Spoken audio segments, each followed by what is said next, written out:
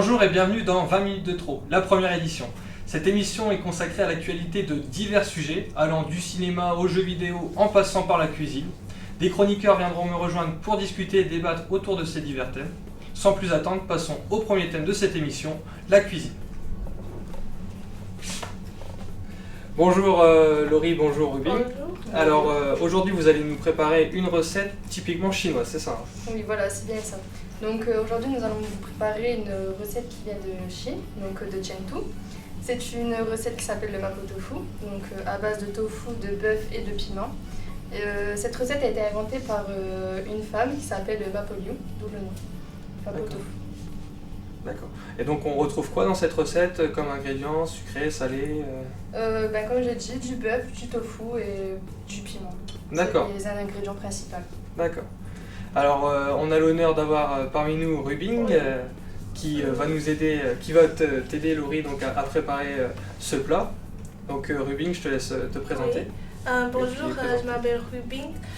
Donc cette recette, il nous faudra du tofu et du dobanjian. Donc qu'est-ce que c'est le dobanjian? En fait, c'est la pâte de soya au piment. Et ensuite, il nous faudra du bœuf haché.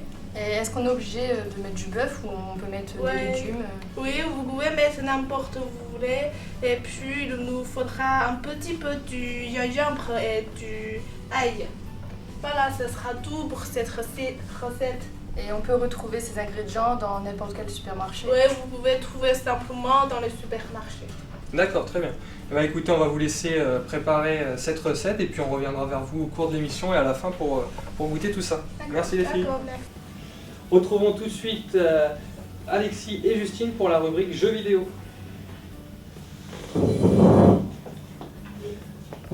Bonjour à vous deux. Salut Théo. Alors Alexis, tu viens nous présenter un jeu vidéo, je te laisse le faire. Je vais vous présenter plus précisément un jeu indépendant qui s'appelle This War of Mine. Alors il a été développé par 11-bit Studio, il est sorti le 14 novembre 2014 et c'est un jeu où on incarne des civils qui tentent de survivre dans une ville assiégée par la guerre et par tous les problèmes qui suivent, donc la famine, les soldats, les snipers et tout ça. Et donc c'est un mélange de gestion et de survie où la nuit on doit chercher des ressources et le jour on doit tenir son refuge et l'améliorer. D'accord. Et c'est un jeu qui s'adresse à quel type de public? Un public assez âgé et assez mature parce qu'il y a des scènes quand même de violence et c'est assez sombre comme jeu. D'accord. Et c'est sur quel type de plateforme alors? On le trouve sur PC mais j'espère qu'on le trouvera bientôt sur les plateformes de téléchargement qui sont sur PS4 et Xbox One. D'accord, très bien. Justine, à toi, je te laisse présenter le jeu vidéo.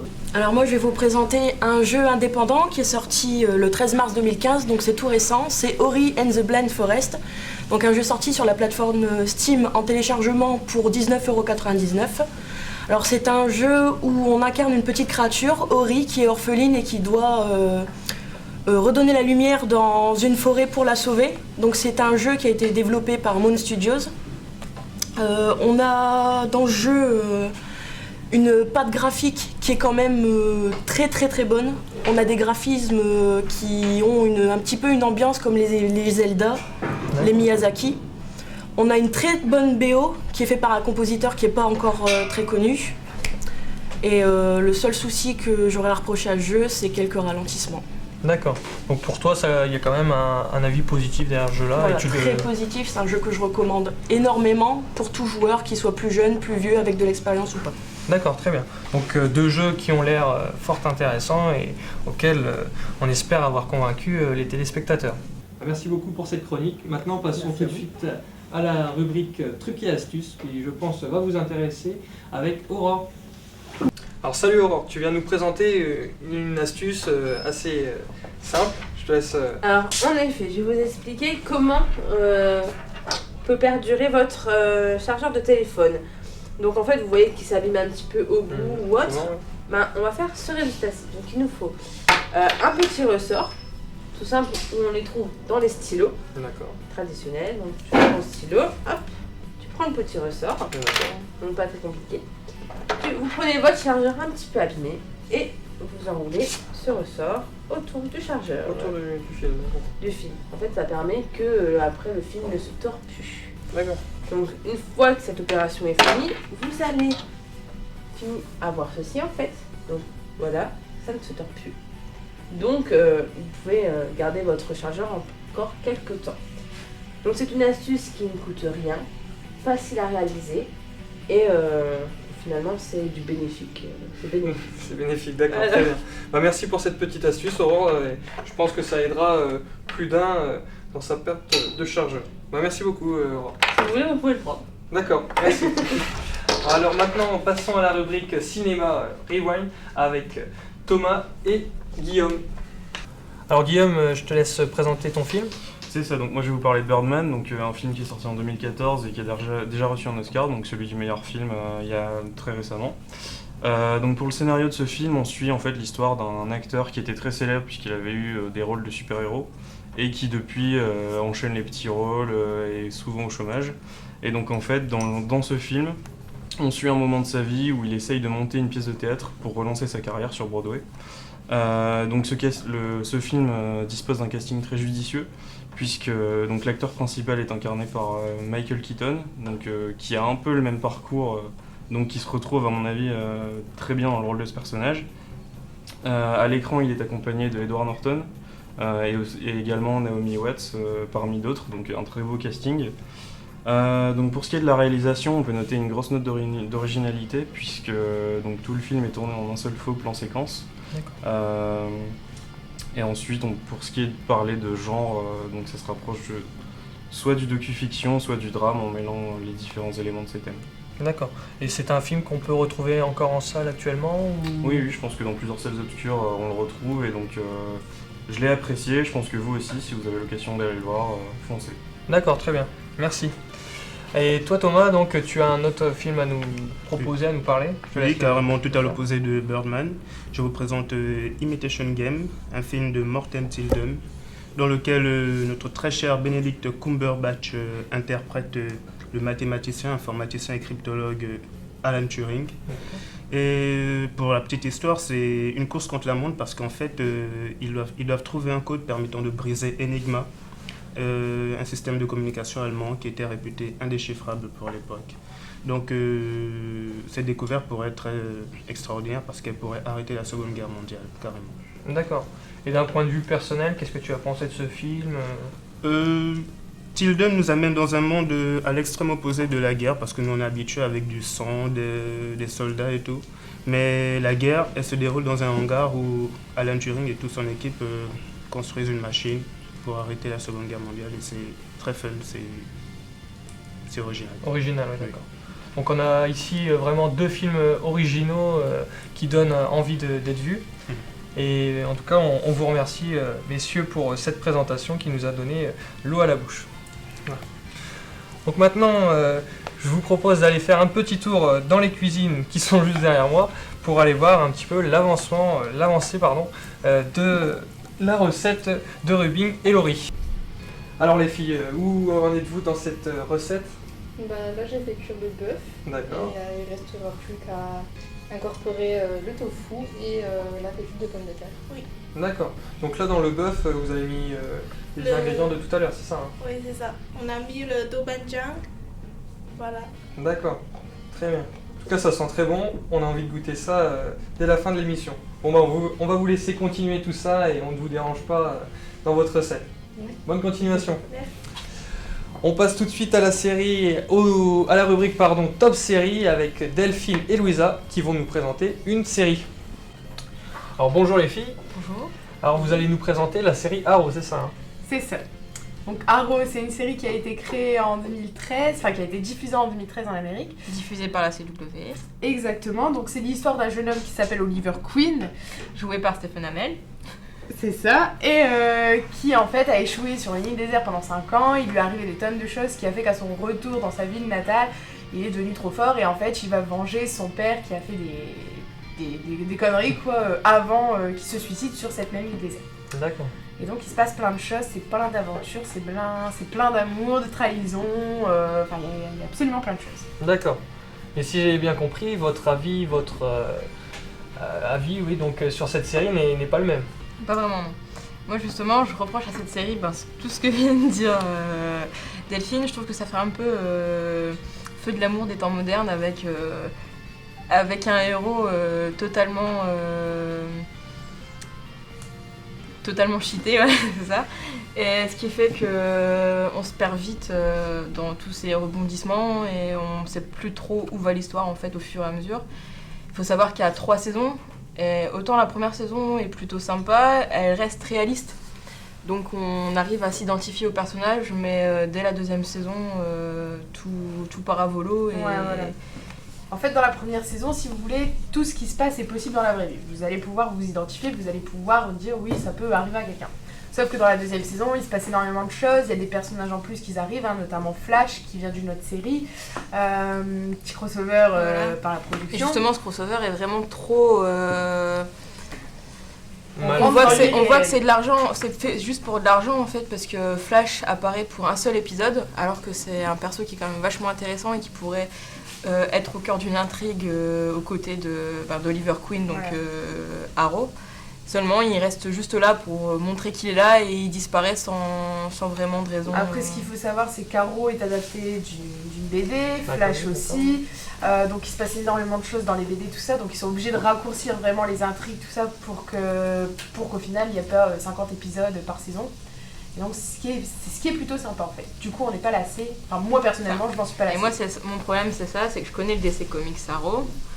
Et je trouve que ça a été trop bâclé en fait, donc il y a beaucoup de choses, beaucoup de morceaux d'intrigue qui disparaissent, d'autres qui apparaissent sans grande raison et ça fait quelque chose de fouillis qui n'est pas vraiment, qui n'a pas vraiment de sens en fait, donc on se perd vite dans le visionnage de cette série. Toi justement le problème ce serait l'adaptation de la BD au... Voilà, je trouve qu'ils se sont trop éloignés et ils se sont permis trop de choses par rapport à l'œuvre originale qui était déjà pas mal. D'accord.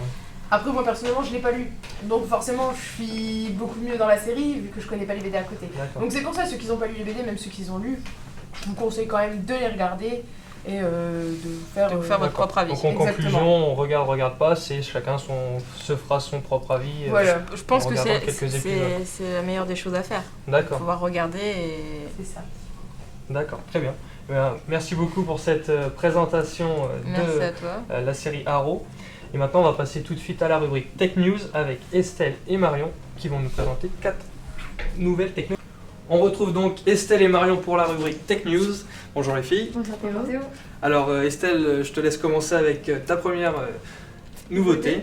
Oui, effectivement. Donc la première nouveauté technologique, c'est le Music Beanie. C'est un bonnet discret, moderne. En fait, c'est un bonnet où il y a des écouteurs intégrés. D'accord. Et vous reliez donc ces écouteurs à votre smartphone. Et donc du coup, vous pouvez écouter la musique, vous passez inaperçu. Et donc c'est encore pas trop cher, c'est à 30 €. Donc voilà, c'est abordable. C'est encore assez cher pour un bonnet, mais vu ce qu'on peut faire avec, c'est très abordable. Voilà, donc petite... nouveauté, d'accord. Voilà, très agréable. Très bien. Voilà. Alors en deuxième technologie, on a choisi de vous présenter le petit robot Oli.